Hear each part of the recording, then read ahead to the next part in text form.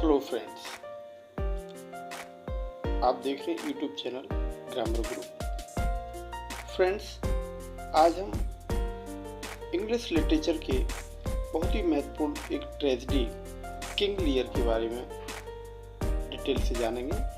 King Lear William Shakespeare का बहुत ही महत्वपूर्ण, बहुत ही इम्पोर्टेंट एक ट्रेजेडी है, ट्रेजिकल ड्रामा है। इसमें से पीजीटी टीजीटी के लिए बहुत सारे क्वेश्चंस पूछे जाते हैं। सबसे पहले हम इस ट्रेजिक ड्रामा में महत्वपूर्ण जो कैरेक्टर्स हैं उनके बारे में चर्चा करते हैं। ये कैरेक्टर मैप है, इससे हम आउटलाइन समझेंगे कि इस प्ले के अंदर कितने पात्र हैं, कितने कैरेक्टर्स हैं और उनकी क्या क्या भूमिका है। सबसे पहले हम देखते हैं, यह है किंग लियर। किंग लियर इस पूरे ड्रामा में, इस पूरे ट्रेजिक प्ले में बहुत ही इम्पोर्टेंट रोल प्ले करते हैं। पूरी कहानी इन्हीं के आसपास घूमती है। इसके बाद दूसरे महत्वपूर्ण पात्र हैं जिनकी हम बात करें, ये हैं किंग लियर की 3 बेटियां जो बहुत ही महत्वपूर्ण हैं। Number 1 Goneril, yes, second one is Regan, and the last and the youngest one, that is Cordelia. The whole story revolves around these characters. These are the very important characters in the play. Other important characters they are, you will see. The next one, the important character in the play, this is Earl of Gloucester. Yes, Earl of Gloucester. This is a title given by King of England, King of Britain, that is King Lear. This character, Earl of Gloucester, he has also 2 sons. One is Edgar, you will see here, and other one is, this is Edmund. This is also very important character in the play. Edgar was Gloucester's real son, but Edmund was an illegitimate son. So in the play we will see 2 subplots, 2 stories, they goes on parallel.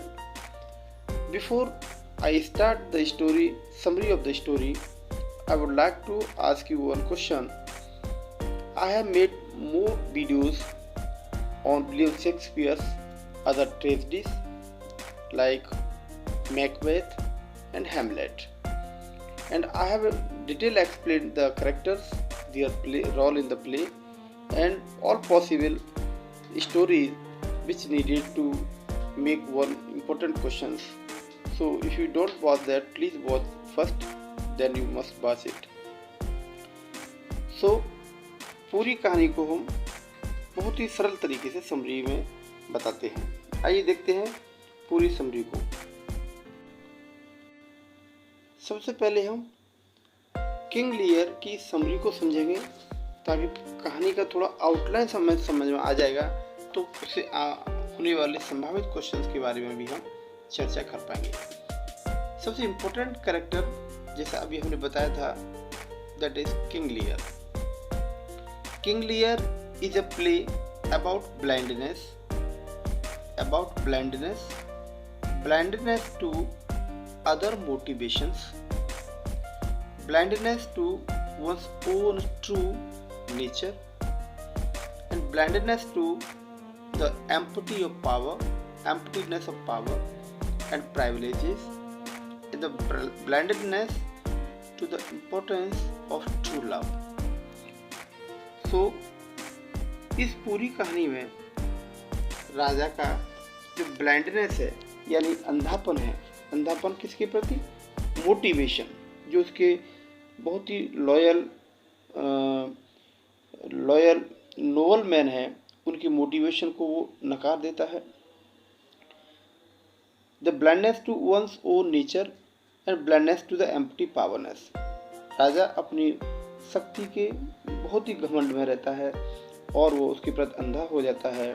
Blindness to the importance of selfless love, और अपनी सबसे छोटी बेटी के निस्वार्थ प्रेम को वो नहीं समझ पाता है, उसके प्रति वो अपनी आंखें बंद करता है। इस प्रकार से उसका झूठा प्रेम, झूठी शक्ति का प्रदर्शन उसके लिए डाउनफॉल का कारण बनता है।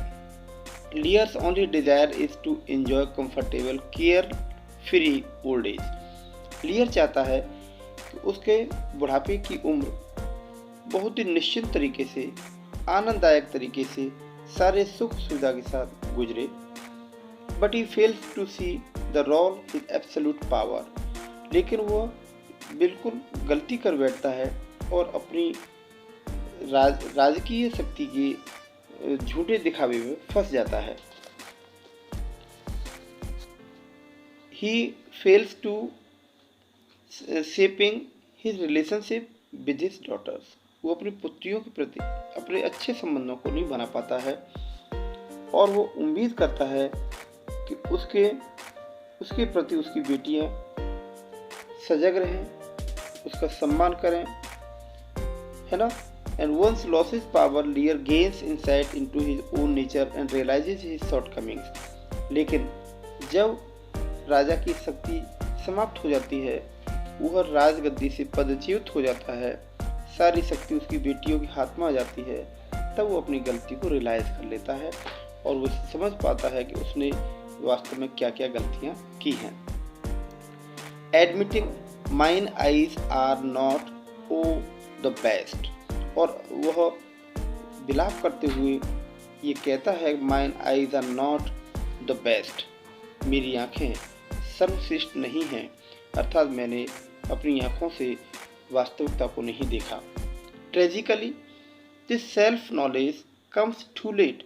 लेकिन सबसे बड़ी आयरनी इस प्ले में यह है कि यह जानकारी राजा को बहुत देर से हो पाती है। And when लियर has forfeited the power that might have enabled him to change his fate। दुर्भाग्यवश यह समझ उसे तब आती है जब उसकी सारी शक्ति उसे छीन ली जाती है और अब वह अपने भाग्य को बदलने में असमर्थ है, अर्थात अब वह स्वयं अपनी बेटियों पर आश्रित है। इस प्रकार से एक और महत्वपूर्ण घटना इस पूरे ट्रेजिक प्ले में है। The play opens with the glimpses of the subplot। बिल्कुल ऐसी एक कहानी और शुरू होती है। This is called mirror of the main action। ये जो कहानी जैसे ही नाटक की ओपनिंग होती है तब उसमें एक सब प्लॉट घटित होता है और वो सब प्लॉट मिरर स्टोरी कहा जा सकता है। इन पूरी कहानी में होने वाली जो घटना है उसका वो मिरर एक्शन है, यानी उसका दर्पण है। इसमें बहुत ही इम्पोर्टेंट नोबल मैन है, that is called Gloucester. In the beginning, in the opening scene, Gloucester explains that he has two sons. वो बताता है उसके अपने दो बेटे हैं, one illegitimate and other one is illegitimate. उसके दो बेटे हैं, एक लेजिटिमेट है, एक इलेजिटिमेट है। एक रियल बेटा है और दूसरा उसका अवैध बेटा है। But he tries to love them equally. लेकिन वो सभी को समान रूप से प्रेम करता है। They discuss Lear's plans to divide his kingdom. वे सभी चर्चा करते हैं कि राजा लियर को अपने पूरे साम्राज्य को बराबर बराबर हिस्सों में अपनी बेटियों के लिए बांट देना चाहिए। Suggesting that he has already decided the share equally among his daughters. यानी वो अपनी तीनों पुत्रियों में अपनी संपत्ति को बराबर बराबर बांट दे, इस प्रकार से भी उसको सलाह देते हैं। राजा भी आश्वस्त करता है कि वो समान रूप से अपनी बेटियों में संपत्ति को बांट देगा, लेकिन his love test will be just a show. वो कहता है कि वो अपनी बेटियों का एक टेस्ट लेगा जिसे वो लव टेस्ट के नाम से कहता है, और वो चाहता है कि लव टेस्ट केवल एक दिखावा है। वो पूरे साम्राज्य को अपनी बेटियों में बराबर बराबर बांटेगा, ऐसा आश्वासन अपने नोबलमैन को वो देता है। लियर देन अनाउंसेस, लियर ये घोषणा करता है, his attention to divide his kingdom. वो चाहता है कि वो अपने साम्राज्य को बराबर हिस्सों बांटेगा। Admitting that Cordelia is his favourite. वो बताता है कि कोरेडेलिया जो सबसे छोटी बेटी है उसे वो सबसे ज़्यादा प्रेम करता है, ऐसा भी राजा बताता है। He clearly expects all the three daughters to try to outdo each other with declaration of their love. वो चाहता है कि उसकी तीनों बेटियां बारी बारी से अपने पिता के प्रति, राजा लियर के प्रति अपने प्रेम को बताएं कि कौन बेटी कितना प्रेम करती है। राजा किंग लियर चाहता है for which he will reward them, वो चाहता है कि जो बेटी अपने पिता के प्रति सच्चे प्रेम को बताएगी वो उसको पुरस्कार स्वरूप अपने साम्राज्य का एक हिस्सा दे देगा। But Cordelia refuses to flatter him, लेकिन कोरेडेलिया अपने पिता से सच्चा प्रेम करती थी और इस प्रकार का चापलूसी भरा प्रेम करने से वो मना कर देती है। एंड ह्यूमिलेट्स हिम पब्लिकली, और राजा का सार्वजनिक रूप से अपमान हो जाता है। वो अपनी सभा में बहुत ही ह्यूमिलिएट महसूस करता है और राजा इनरेज्ड विद कोरेडेलिया, राजा कोरेडेलिया से बहुत गुस्सा में हो जाता है।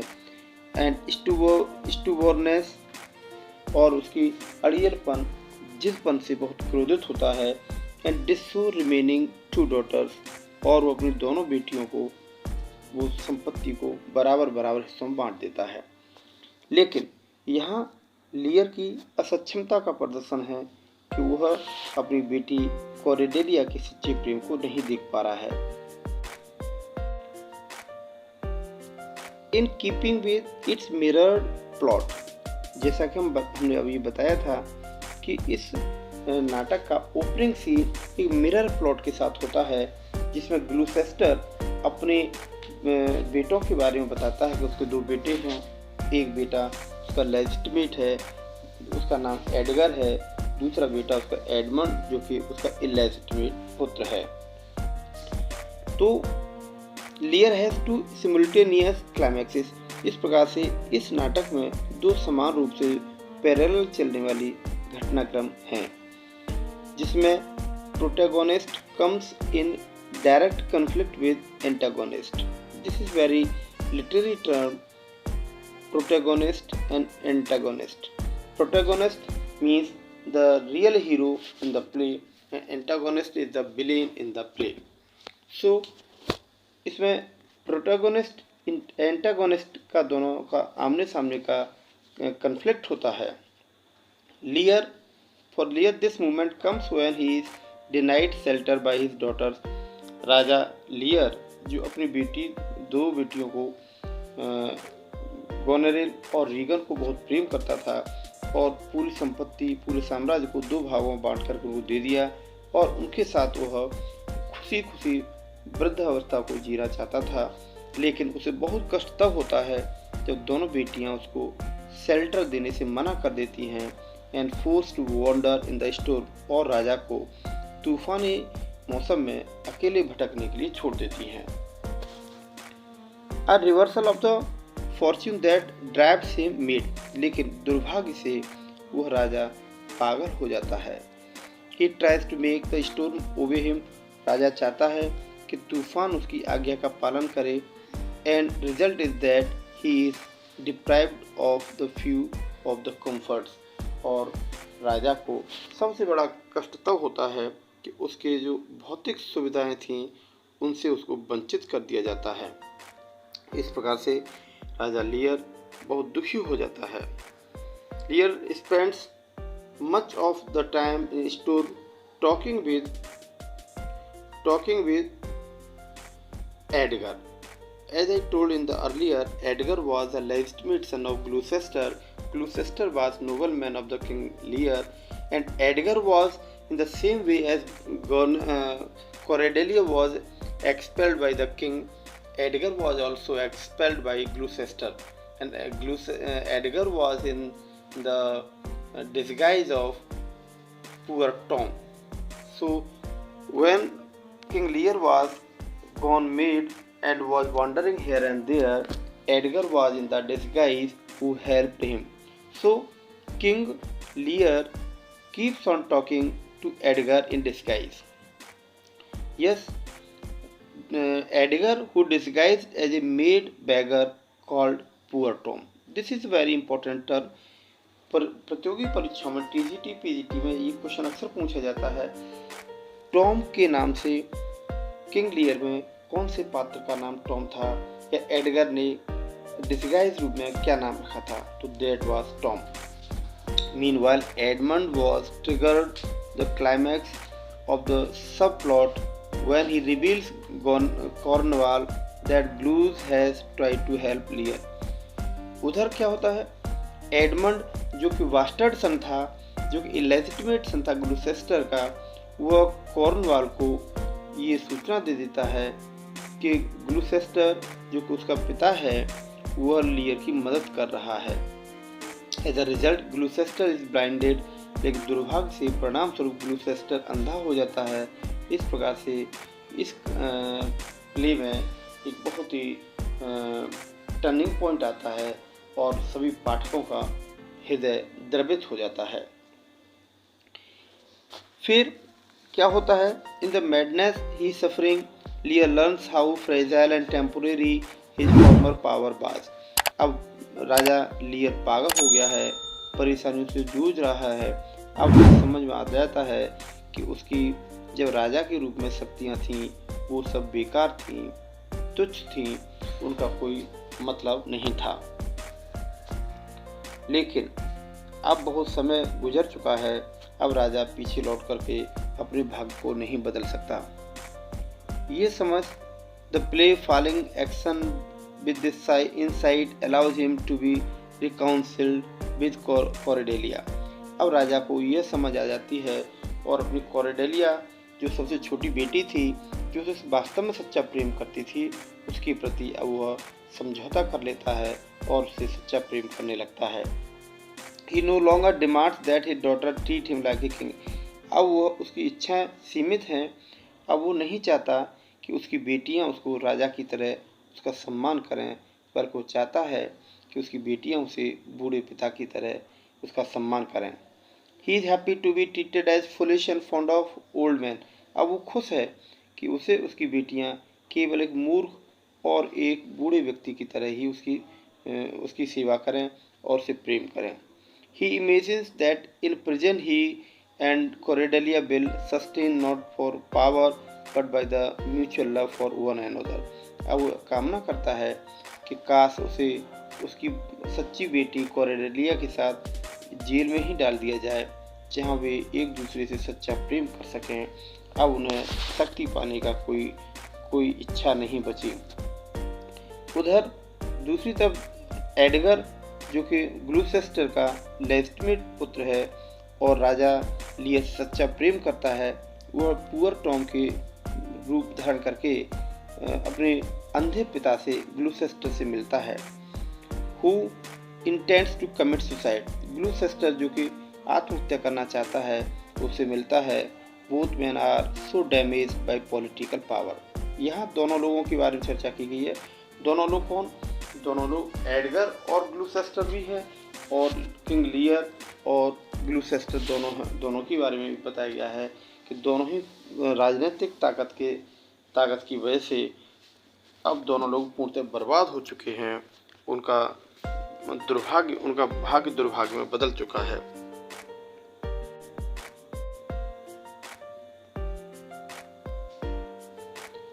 इस प्रकार से the place denouement involved with the death of many of the characters, most of them violent। इस प्रकार से इस पूरे प्ले का जो अंत होता है, कंक्लूजन होता है, उसमें ये पता चलता है कि इस रॉयल फैमिली के बहुत सारे पात्र मारे जा चुके हैं या मर गए हैं, और वे ज़्यादातर एक उग्र स्वभाव के पात्र हुआ करते थे। Edgar himself kills his brother Edmund. Edgar अपने भाई एडमंड को मार देता है। Edgar also unintentionally kills his father, और वो अपने पिता को भी मार देता है। Edgar is restored to the power as the new Duke of Gloucester, और अंत में एडगर ही ग्लूसेस्टर के ड्यूक के रूप में सत्ता पर काबिज होता है, सत्ता को प्राप्त करता है। But like Edmund he has had to destroy his family. लेकिन दुर्भाग्य यह है कि एडमंड जो ग्लूसेस्टर का इलेजिटिमेट सन था, वह भी अपने परिवार को बर्बाद करना चाहता था, मारना चाहता था। एडगर ने भी ऐसा ही किया।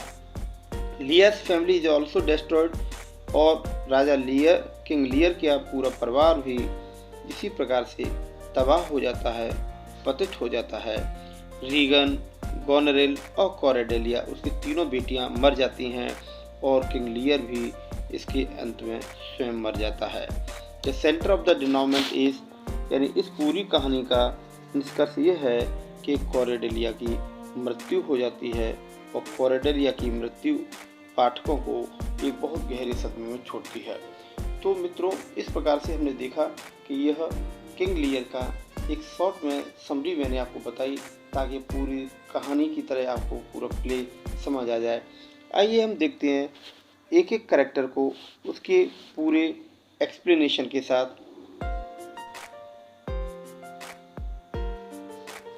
सबसे पहले हम किंग लियर के रोल को देखेंगे कि किंग लियर का इस प्ले में क्या रोल है। The King Lear was an old man and ageing king of Britain. उसको ब्रिटेन का एक एजिंग किंग बताया गया है, बहुत बूढ़ा राजा है। The protagonist of the play, और वो इस प्ले का नायक है। Lear is use to enjoy absolute power. Lear जब राजा था तब वो संपूर्ण शक्ति का आनंद लिया करता था। एंड बीइंग फ्लैटर्ड, और उसे चापलूसी बहुत पसंद थी।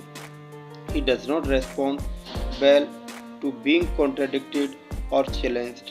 वो कभी भी विरोधाभास और चुनौतियों को स्वीकार पसंद नहीं करता था। वो किसी भी कोई भी ऐसी बात जो राजा के विरोध में हो, वो उसे स्वीकार नहीं करता था।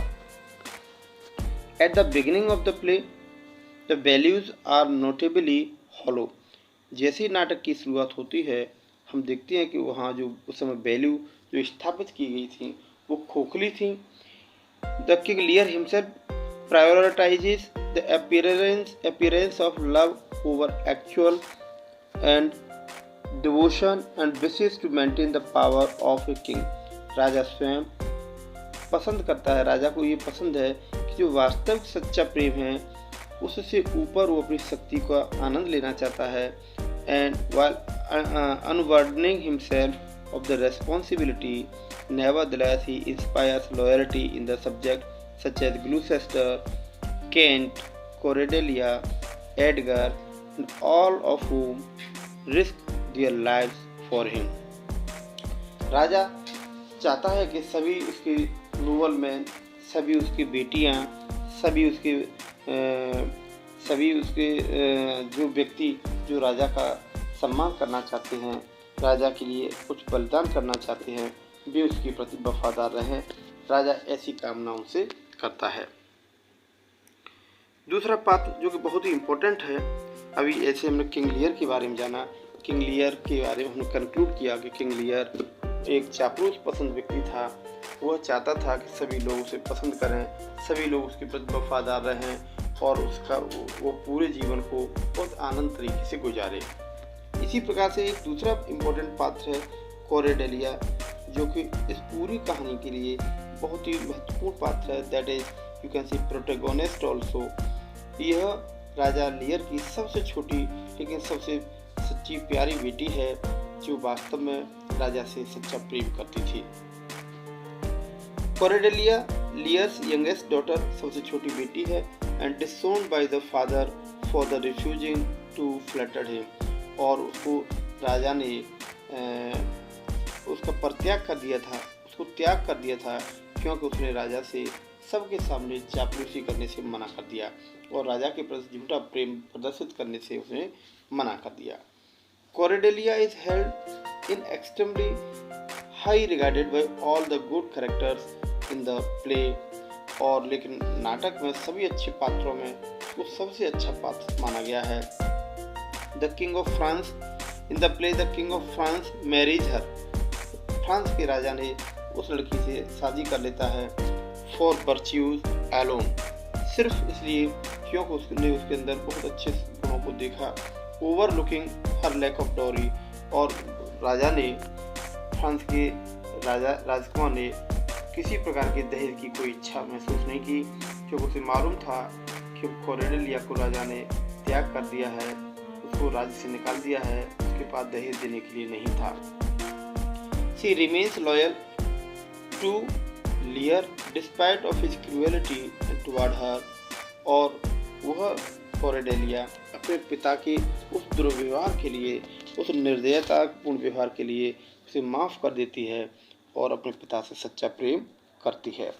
इस प्रकार से हमने देखा कोरेडेलिया का कैरेक्टर पूरे प्ले में सबसे अच्छा है।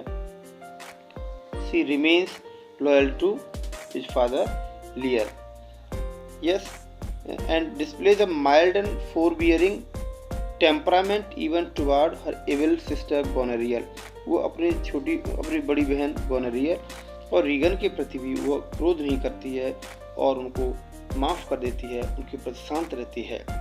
Despite her obvious virtue, Cordelia's reticence makes her motivations difficult to read.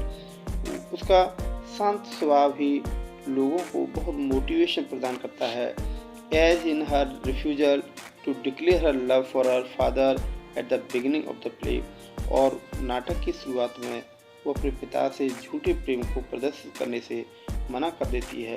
उसका यह सद्गुण पाठकों का ध्यान आकर्षित करता है। इस प्रकार से किंग लियर, कोरेडेलिया के कैरेक्टर के बारे में हमने जाना। दूसरे पात्रों के बारे में, दूसरे कैरेक्टर के बारे में भी जानते हैं। किंग लियर की दूसरी बेटी, सबसे बड़ी बेटी गोनेरियल है, जो कि रूथलेस है। सबसे बड़ी बेटी रूथलेस है और the wife of the duke of Albany, और वो अल्वेनी के ड्यूक की पत्नी भी है। Goneril is jealous, treacherous and amoral. Goneril का व्यक्तित्व यहाँ ईर्ष्या से भरा हुआ और ट्रीचरस यानी धोखेबाजी से भरा हुआ और एमोरल है, अर्थात नैतिकता उसके अंदर नहीं है। Shakespeare's audience would have been particularly shocked at Goneril's aggressiveness, the quality that it would not have expected in female character. Shakespeare's के प्ले की खासियत है कि उसके ऐसे कोई न कोई पात्र जरूर होता है जिसमें गोनेरियल जैसे पात्र, जो कि जिसके अग्रेसिवनेस से पाठक बहुत दुखी हैं, क्योंकि वे चाहते हैं कि फीमेल कैरेक्टर में इस प्रकार की क्वालिटीज़ नहीं होनी चाहिए। सी चैलेंज लियर्स अथॉरिटी, वो राजा के सत्ता को चुनौती देती है। एंड इनिशिएट अफेयर्स एडमंड, और एडमंड के प्रति वह अपने संबंधों को उजागर करती है। She rests military power away from her husband, वो अपने पति से भी सारी शक्तियों को छीन लेती है, सारी सैन्य शक्तियों को छीन लेती है। इस प्रकार से गोनेरियल का स्वभाव बहुत ही अग्रेसिव है, बहुत वायोलेंट है। अगले कैरेक्टर के बारे में हम जानना चाहते हैं, that is Regan. Regan the second one, the middle daughter of King Lear. She is the wife of Duke of Cornwall. Duke of Cornwall, उसके पति का नाम ड्यूक ऑफ कॉर्नवाल है। पीजीटी टीजीटी परीक्षाओं में कभी कभी पात्रों के नाम और रीगन, गोनेरियल और कोरेडेलिया के पतियों के नाम भी अक्सर पूछ लिए जाते हैं। तो Regan's husband's name was duke of Cornwall. Regan is ruthless as Goneril. Regan भी गोनेरियल की तरह ही बहुत ही निष्ठुर है, रूथलेस है, क्रूअल है। In fact, it is difficult to think of any quality that distinguishes her from her sister. उसमें ऐसी कोई विशेषता नहीं है जो उसे अपनी बहन से अलग करती हो, अर्थात वो अपनी बड़ी बहन गोनेरियल की तरह ही रीगन भी समान रूप से निष्ठुर और अपने पिता के प्रति झूठा प्रेम दिखाने वाली है। When they are not edging each other on the further acts of cruelty, the jealous compete for the same man Edmund. सबसे बड़ी बात यह है कि दोनों ही एक ही व्यक्ति एडमंड से, जो कि ग्लूसेस्टर का इलेजिटिमेट पुत्र है, उसे समान रूप से प्रेम करती हैं।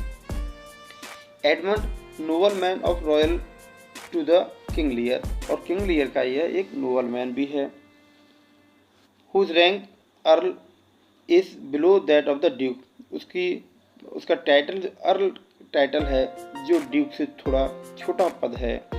The first thing we learn about Gloucester is that,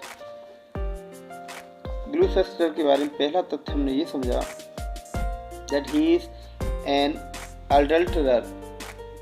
Gloucester, why did he fall? Why did he meet his tragic end? Because he had been adulterer. तो one thing we learn, Gloucester जो कि बहुत important character है इस play में, वह अपनी पत्नी का जिम्मेदार है क्योंकि वह एक अडल्टरर है। अडल्टरर में lover of girls. Having fathered a bastard son Edmund, और उसने एक बास्टर्ड सन एडमंड को भी पाला, उसको भी जन्म दिया। His fate is in many ways parallel that of King Lear. उसका दुर्भाग्य भी राजा लियर की तरह ही है। He misjudges which of his children is trust. वह भी किंग लियर की तरह अपने बेटों को सही से जान नहीं पाता कि सच में उसका हित चाहने वाला बेटा, सच्चा बेटा कौन है। He appears weak and ineffectual. वह प्रारंभ में बहुत ही कमजोर और अप्रभावशाली पात्र के रूप में प्रकट होता है। In the early act when he is unable to prevent Lear from being turned out of his own house, but he later demonstrated that he is also capable of great bravery. वह समझता है कि वह Gloucester अपने राजा लियर की तरह ही अपने बेटों का सही से जजमेंट नहीं कर पाता, और वह भी और जब राजा को, किंग लियर को अपने ही घर से निकाल दिया जाता है, तब वो समझ पाता है कि वो कितना स्वयं बहादुर है।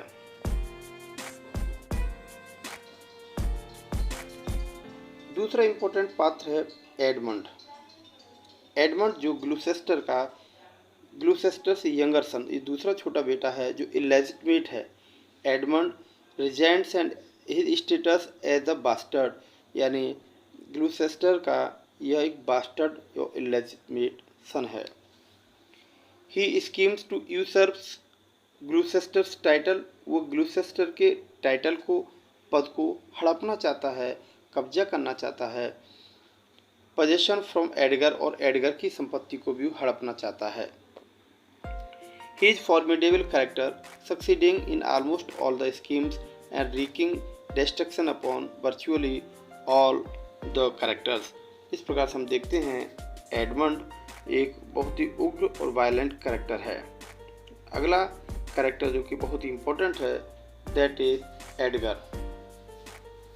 एडगर ग्लूसेस्टर का एक लेजिटिमेट सन है।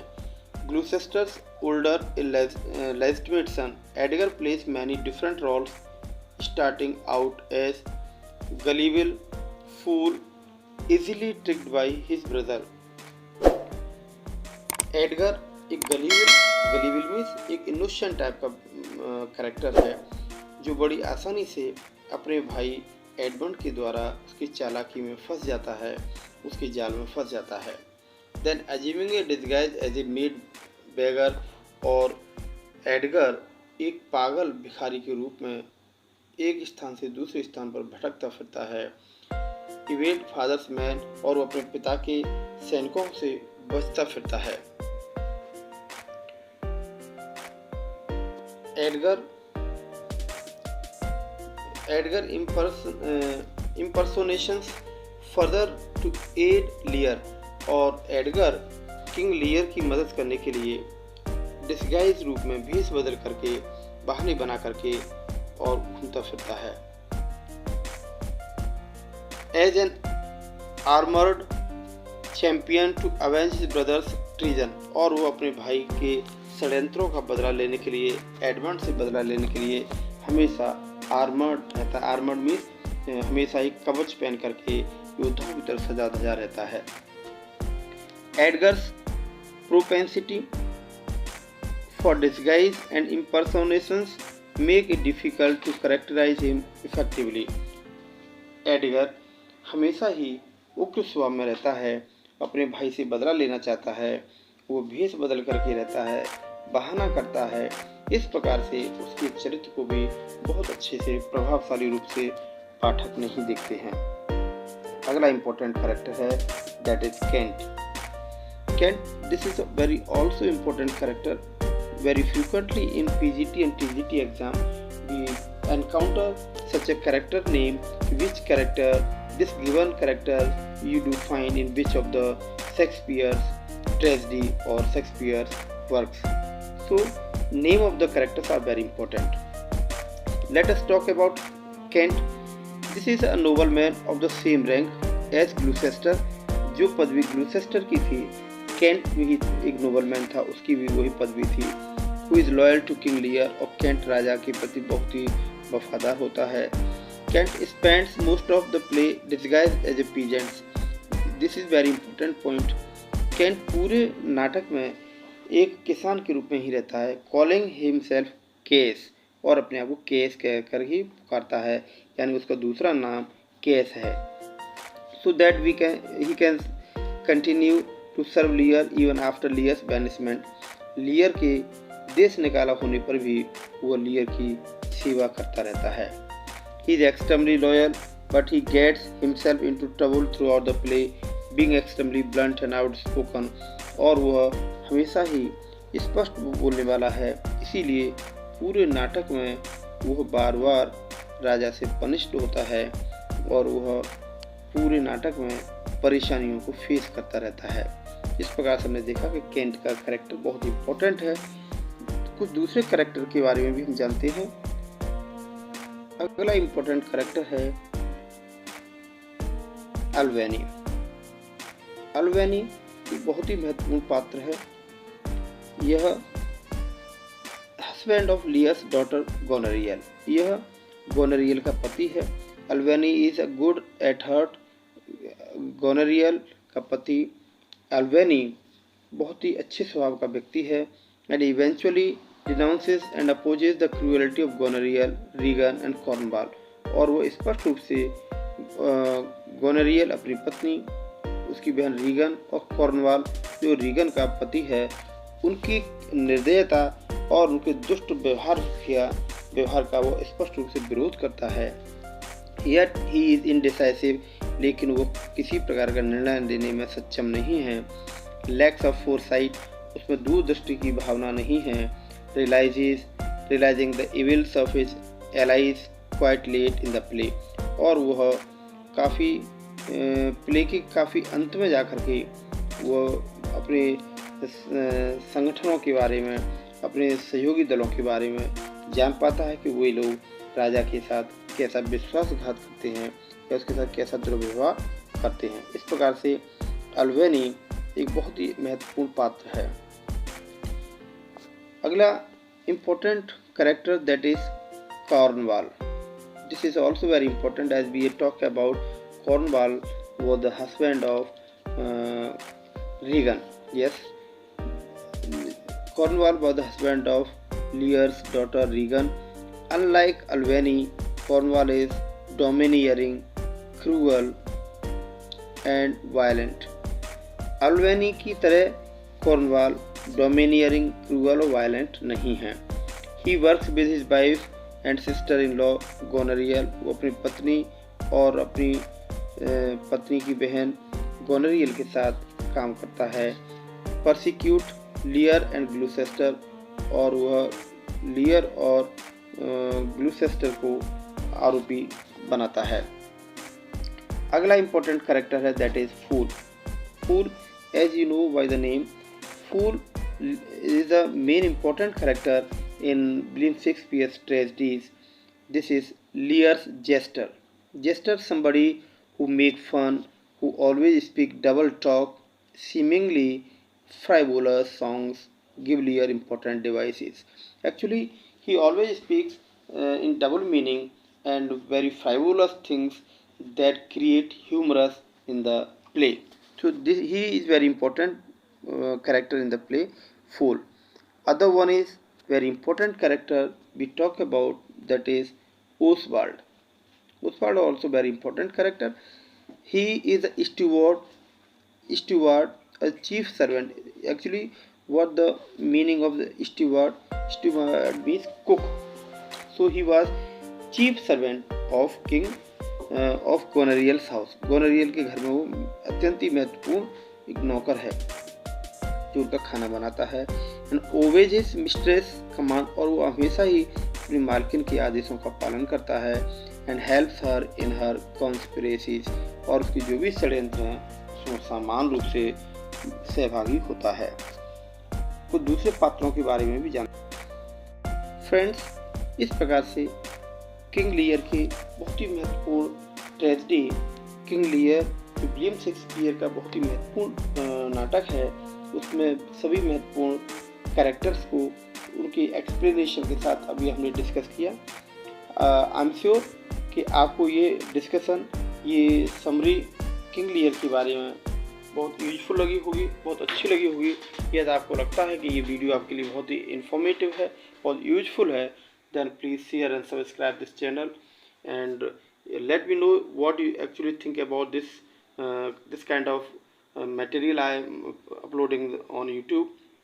So please let me know your views. So please keep comment. Stay motivated. Thank you for watching.